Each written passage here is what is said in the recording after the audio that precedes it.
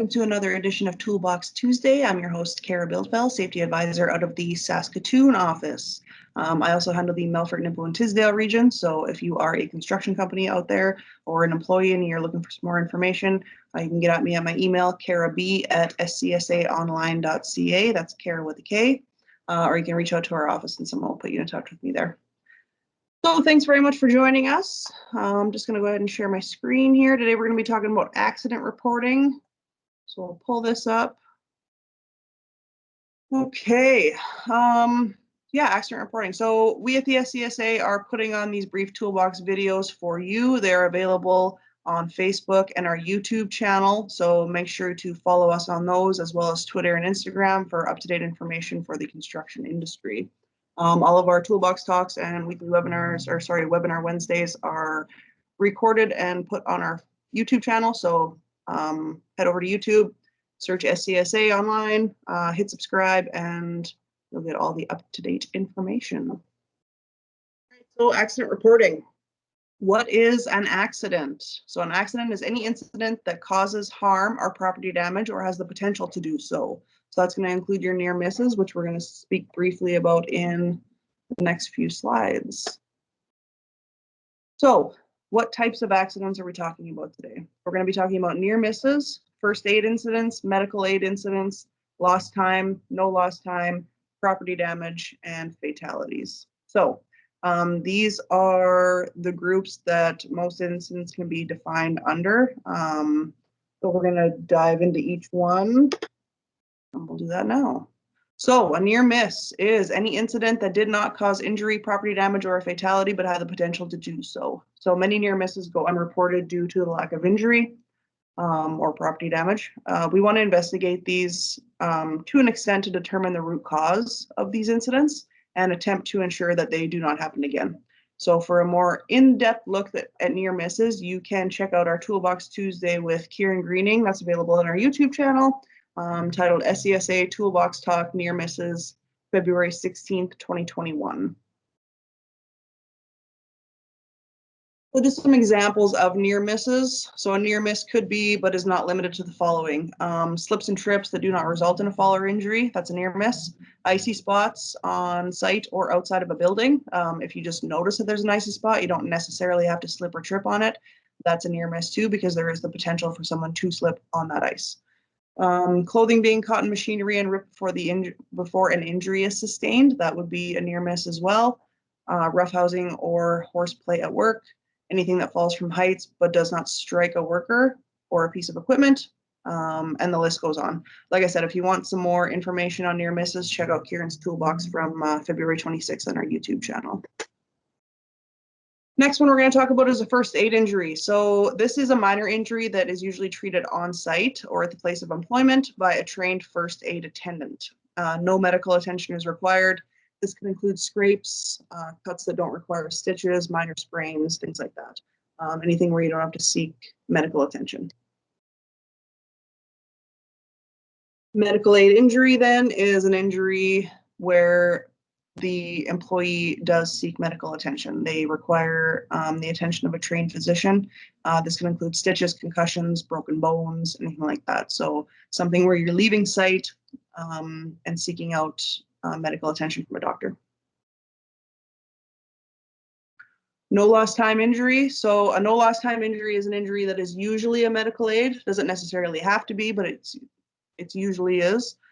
In which the injured worker seeks medical attention but returns for their next scheduled shift. So if the worker injures themselves, they leave, they go to a medi-clinic or an emergency clinic, but they come back the next day or for their next scheduled shift, that is a no lost time injury. So then a lost time injury is an injury where the worker does not return for their next scheduled shift. They may be off for a number of days to weeks, depends on the injury. The doctor may recommend that they stay off work. If you are an employee that was injured at work, make sure that you keep in good contact with your employer. They may have light duties that the doctor would be okay with. So make sure that keep that open communication channel so that everybody is aware of what's going on.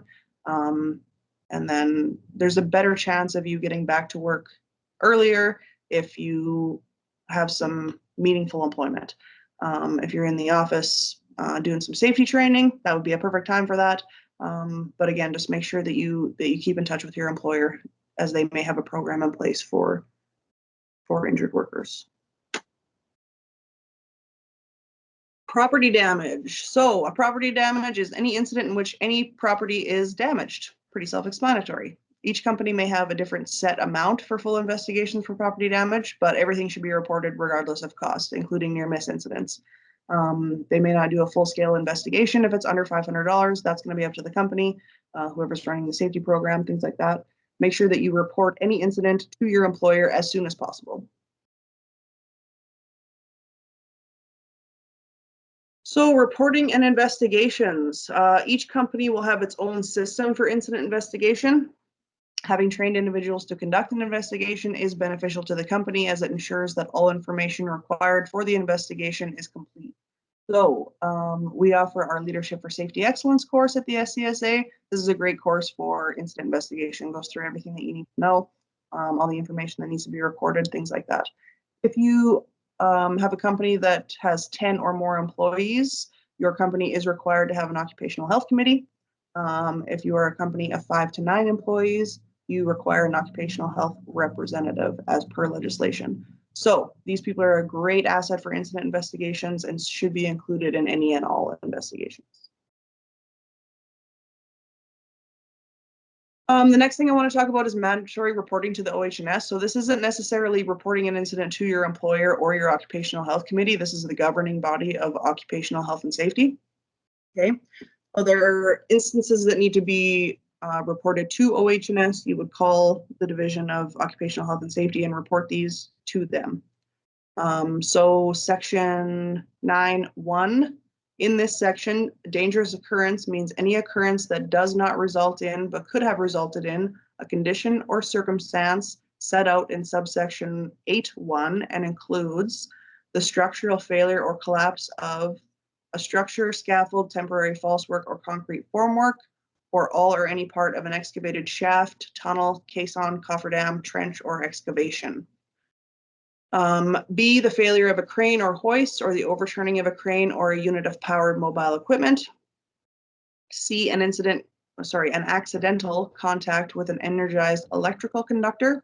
D, the bursting of a grinding wheel. E, an uncontrolled spill or escape of a toxic, corrosive, or explosive substance. F, a premature detonation or accidental detonation of explosives. G, the failure of an elevated or suspended platform. And the failure of an atmosphere supplying respirator. So any of those things need to be reported to OH&S. Section 8(1) talks about obviously a fatality. If you have a death on site, that needs to be reported to OH&S, or if you have a worker that is hospitalized for over 72 hours. So any and all of those need to be reported to OH&S. You can find the contact number for them. We have our Occupational Health and Safety Act and Regulations, and their contact number is just on the back here. You can also Google it. If you have any trouble, call the SCSA, and we can help with that as well.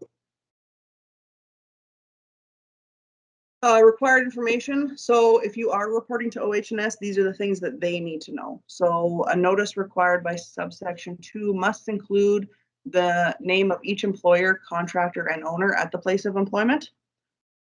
The date, time, and location of the dangerous occurrence, the circumstances related to the dangerous occurrence, and the name, telephone number, and fax number of the employer, contractor, or owner, or a person designated by the employer, contractor, or owner to be contacted for additional information.